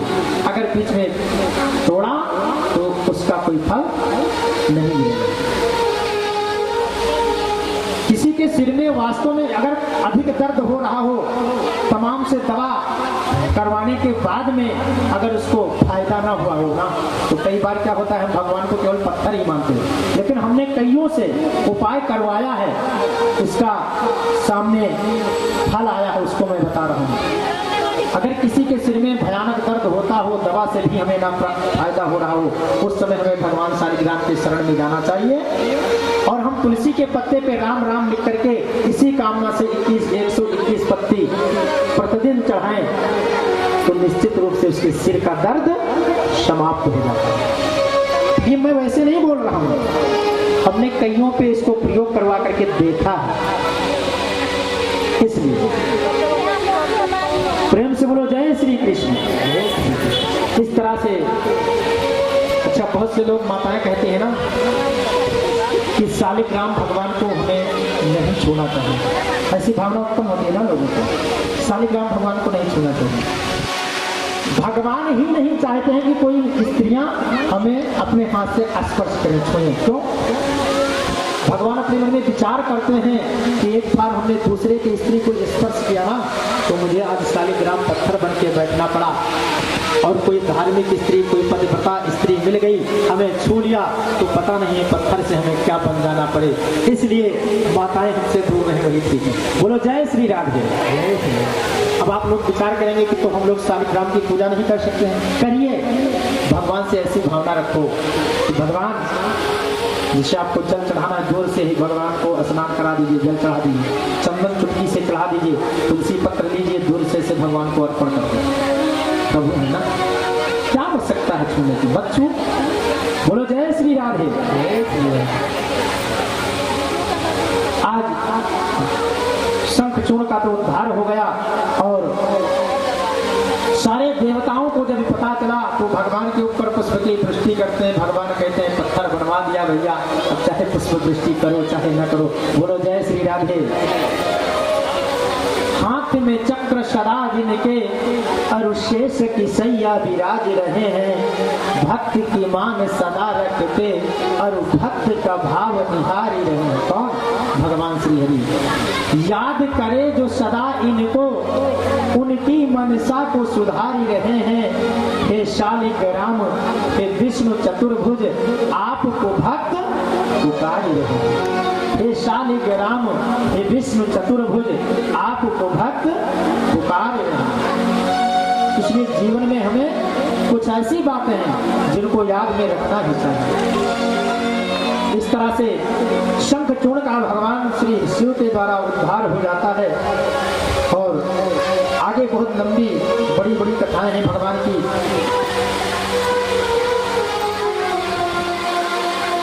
आइए कुछ क्षण एक सुंदर भजन के साथ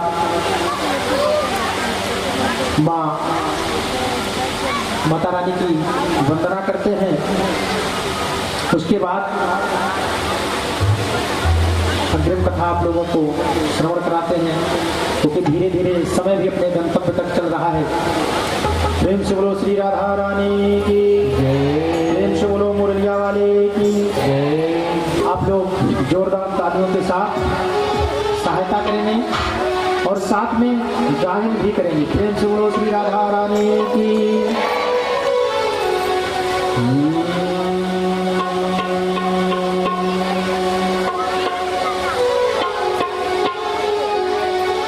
सभी लोग मैया रानी को बुलाएंगे बड़े प्रेम से भाव के साथ।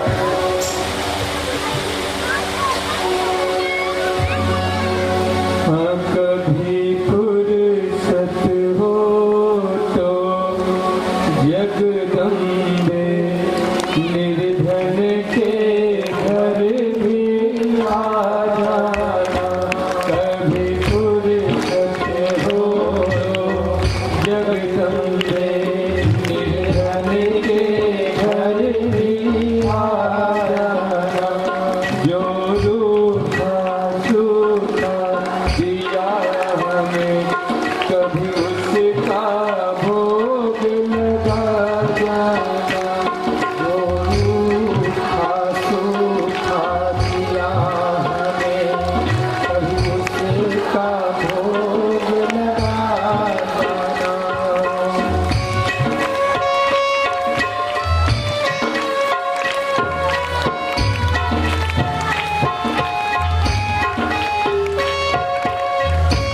इसी भावना से हमें माता जी को बुलाना चाहिए ना।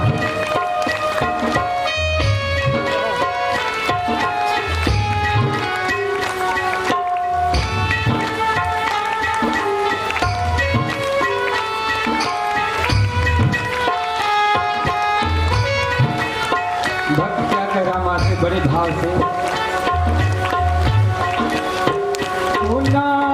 छत्र बना सका सोने चुनरी घर में तारो जड़े।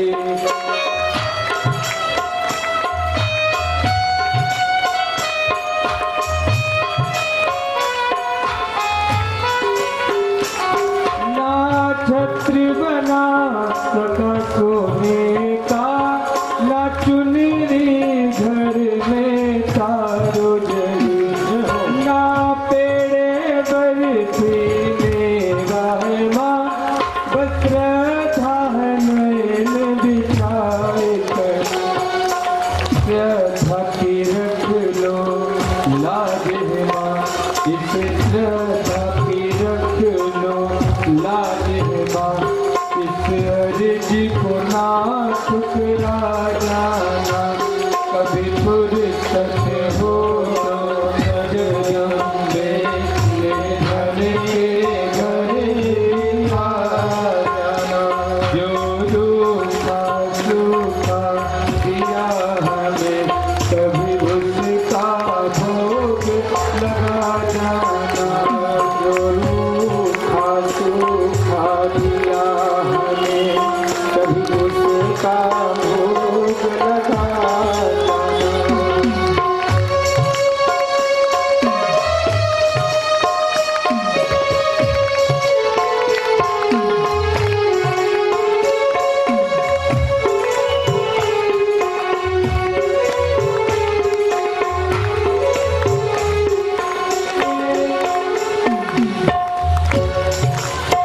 वो जिस घर के दिए,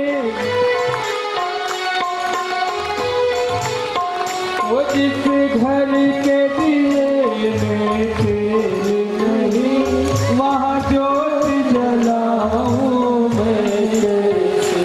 और मेरा खुद ही बिछौना धरती पर, तेरी चौकी सजाऊं मैं कैसे। जहाँ मैं बैठा वहीं बैठ के माँ, जहाँ मैं बैठा वहीं बैठ के माँ, बच्चों का दिल बहला जा। जहाँ मैं बैठा वहीं बैठ के माँ, बच्चों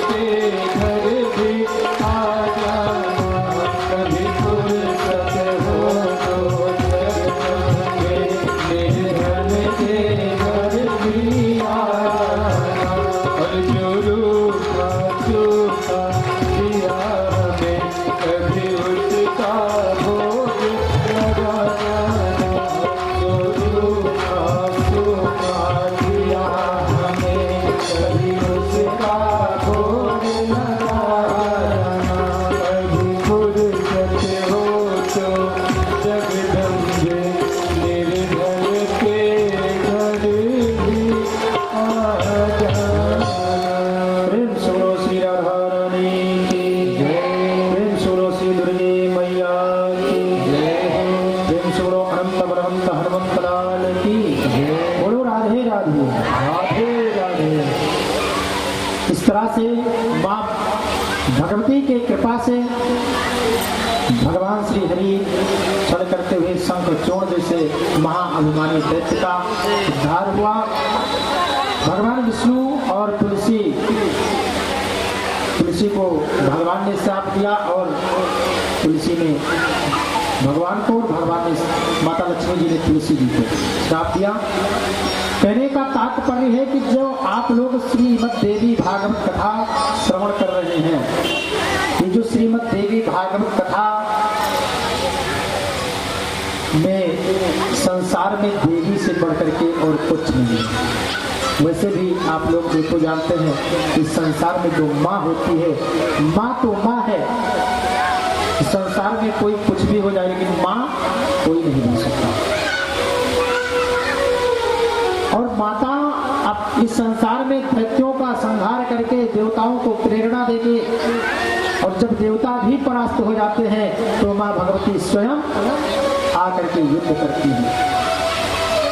और हम लोग उनके बारे में नवरात्र का व्रत चल रहा है, हम लोग उनके कार्यों में न सोचें तो हमसे ज्यादा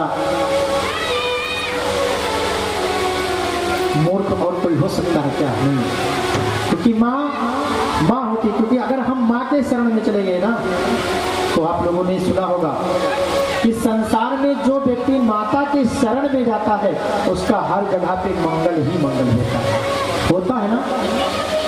लिखा है दुर्गा सप्तशती में कि सर्व मंगल मांगल्ये शिवे सर्वार्थ साधिके शरण्ये त्र्यंबके गौरी नारायणी नमोस्तुते।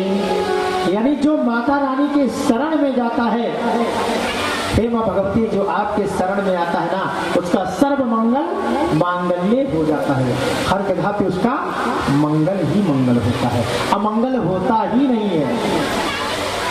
सर्व मंगल मांगल्ये शिवे सर्वार्थ साधिके शरण्ये त्र्यंबके गौरी नारायणी नमोस्ते। हे माँ भगवती, मैं आपको नमस्कार करता हूँ। अगर हमारी ऐसी भावना आ जाए, हम माता के शरणों में चले जाएं, उनके गुणानुवादों को यदि श्रवण करें ना, तो हर जगह पे हमारा मंगल ही मंगल होगा, अमंगल हो ही नहीं सकता। और आप लोग तो वैसे भी बहुत बड़े सौभाग्यशाली जो नौ चंडी महायज्ञ में 3 घंटे बैठ करके दिव्य मां भगवती के पावन चरित्र का स्वागत करते हैं। अन्यथा तो बहुत से लोग होंगे जिनके कर्म में ही नहीं लिखा है, चाह करके भी नहीं श्रवण कर पाते। पता लगा कि 10 दिन से सोच रहे हैं, आज 7 दिन व्यतीत हो गया ना, 7 दिन से सोच रहे हैं कोई बात नहीं, आज चलेंगे कथा श्रवण करने, लेकिन माता की इच्छा नहीं है ना, सो नहीं आ पा रहे। जब कथा का समय आता है कोई ना कोई व्यवधान आ जाता है। कथा में कोई बात नहीं, अभी तो 2-3 दिन और बचे, कथा किसी दिन चले जाएंगे, ऐसी भावना हो जाती है। जिसके भाग्य में नहीं लिखा, और जिसके भाग्य में लिखा है, जो भगवती के रसिक है, जिसके अंदर माता के लिए प्रेम है, वो तो उनके शरणों में बैठे ही। बहुत ही सौभाग्यशाली हो आप लोग। जब जन्म जन्मांतर की पुण्य उदय होती है ना, तभी ऐसे भक्तिपूर्ण अनुष्ठान में लोग भाग ले पाते हैं। तो अगर आप लोग कथा के अंतर्गत बैठ करके 3 घंटा का समय दे रहे हैं, कथा को श्रवण कर रहे हैं ना, तो कहीं ना कहीं हम तो यही जानते हैं कि जन्मों की पुण्य उदय हो गई है, अनंत जन्मों के पाप नष्ट हो गए हैं। क्यों? क्योंकि सब लोग बैठ करके ध्यान से सुनते हैं, और जिनके पाप कुछ अभी बाकी होंगे ना, वो यहाँ पर भी आकर के इधर उधर बातचीत करते हैं, तो वहां से चले आएंगे, लेकिन यहाँ पर बैठने के बाद उनका मन नहीं लगेगा कथा में, क्योंकि वो भगवान पर भरोसा नहीं करते हैं, भगवती जी पे विश्वास नहीं करते हैं। इस वजह से देखो, अगर कोई व्यक्ति घर में बैठा हो ना, लेकिन वो वहां से इस कथा में उसका मन लगा हो, तो उसको इस कथा का फल मिल जाएगा। लेकिन अगर कोई व्यक्ति इस कथा में बैठा हो और उसका मन घर के कार्यों में लगा हो, तो ना तो घर का काम ही बनेगा और ना कथा श्रवण का ही लाभ उठा पाएंगे। इसलिए मन को तो एकाग्र करके सुनना भी चाहिए। एक दृष्टांत बताऊं, जो लोग मछुआरा थे, मछुआरा जो मछलियों को पकड़ते हैं जाल लगा करके, तो उन दोनों एक दिन विचार बनाया, कहा आज रात में चलते हैं चोरी करने।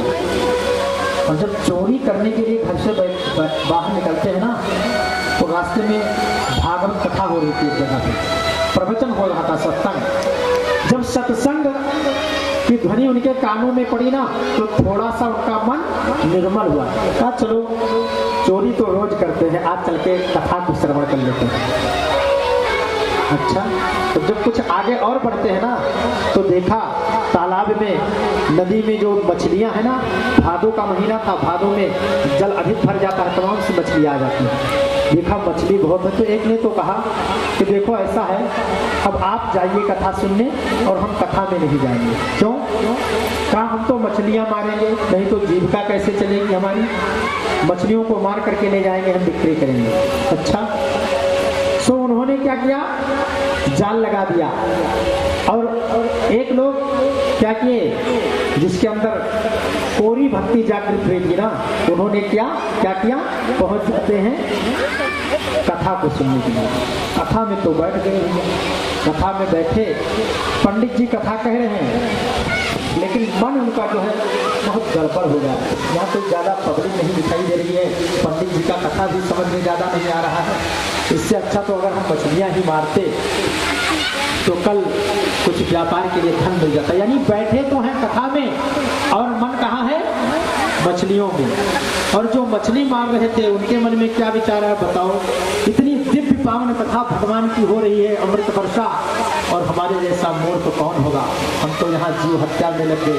शास्त्र कहता है अहिंसा परमो धर्मा, चाहे कोई भी जीव हो उसको मारना नहीं चाहिए। हम कितना बड़ा पाप करते हैं, हमें तो कथा श्रवण करने जाना चाहिए था। ऐसी विचार आ गए। वो कथा को वहीं से सुन रहे हैं और मन उनका भगवान में लग गया।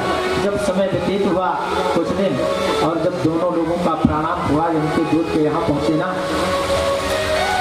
तो जिसने मछली मारा था, जो मछली मार रहे थे ना, उनको तो भाई को सुख सुविधा दी जाए, भैया बड़ा अच्छा कर्म किए हैं। और जिन्होंने कथा को सुना किया था, कहा इनको दंडित किया जाए। अरे भगवान, हमने ऐसा क्या किया, यही तो आप जान नहीं पाए। अरे हम तो भागवत कथा भी श्रवण करने के लिए गए थे, गए ही तो थे, लेकिन पंडित जी ने क्या कहा था कुछ याद भी है? बोलो जय श्री राधे। तो हमारा मन कथा में होना चाहिए। जिसने पाप देखने में, अगर हम चलते फिरते उठते बैठते देखने में ही केवल पाप कर रहे हैं, लेकिन हमारा मन अगर पवित्र हो गया, मन भगवान में लग जाए, तो धीरे धीरे सब छूट जाता है, केवल मन भगवान में ही रम जाता है। इसलिए सदैव अपने मन को भगवान के चरणों में लगाना, ये मानव का परम धर्म है। हमें क्या सोचना चाहिए कि हम कथा श्रवण कर रहे हैं, तो श्रवण करके हृदय में उतारें और प्रयास करें उस पर चलने का। और पता लगा कि हम तो कथा में आए हैं, सब लोग जा रहे हैं तो हम भी चले जाएं। बहुत से लोग ऐसे भी भावना से आ सकते हैं कि सब लोग जा रहे हैं तो हम भी चले आएंगे और आकर के यहाँ पर सोएं। मतलब आप लोग नहीं सोते हैं, आपको मैं नहीं कह रहा हूँ, आप लोग तो देख रहे हैं, हम तो देखते हैं कि सब लोग कथा को सुन रहे हैं, सबका मन एकदम से कथा से जुड़ा हुआ है। लेकिन बहुत से ऐसे लोग होते हैं, हमने देखा है कई जगहों पे ऐसा, कि कथा में सो जाएंगे और बैठेंगे भी तो जो बगल में बैठा होगा, क्या बताएं, सारा कुछ तो ठीक है, लेकिन बहू को बेटा तो है नहीं, क्या करें, सब कुछ ठीक है ना, लेकिन वो जो छोटा वाला बाबू है वो बड़ा चंचल है। अरे अगर कथा में आए हो ना, तो कथा में मन लगाओ, बाबू चंचल है, समय होता है, जब बच्चे छोटे रहेंगे तो चंचलता तो दिखाएंगे ही दिखाएंगे। अच्छा एक बात और बताऊं, शास्त्र का नियम है कि हमें 50 के बाद में धर्म कार्य करना चाहिए, धर्म ही कार्य करना चाहिए। लेकिन हम लोग क्या करते हैं, हो सकता है 30, 35, 40 की उम्र तक भजन में भी थोड़ा मन लग जाए, लेकिन जब हम 50 के बाद जाएंगे तो फिर भजन में मन नहीं लगता, तब तो उनको और माया खेल देती है। ये बहू का बेटा है, ये बेटी का बेटा है, इनकी तबीयत खराब है, ये काम तो हुआ नहीं, हमारा मन इधर उधर चलने लगता है। क्या लेना देना इस संसार की? अरे 50 के ऊपर हुए बहू है, अरे बहू के बेटा है तो बहू का धर्म है, बेटे को अपना देखेगी बहू, तुमसे क्या लेना देना। और हम क्या करते हैं ना, मन जब इधर उधर भ्रमेगा और जब कष्ट मिलेगा तो कहेंगे भगवान हमारा साथ नहीं दे रहे, क्या करेंगे। अरे तुम भी तो भगवान के लिए। अच्छा ये बताओ, अगर आप लोगों से कहा जाए कि राम का नाम जपो तो क्या कोई खर्चा लगेगा राम नाम जपने में? लगेगा?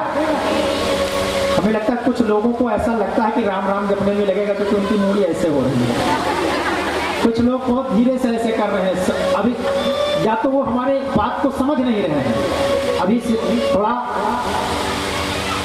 समझ में नहीं आई है उनके बात, और या तो उनके मन में ऐसी भावना है कि राम का नाम जपने में भी हो सकता है पैसा लग जाए।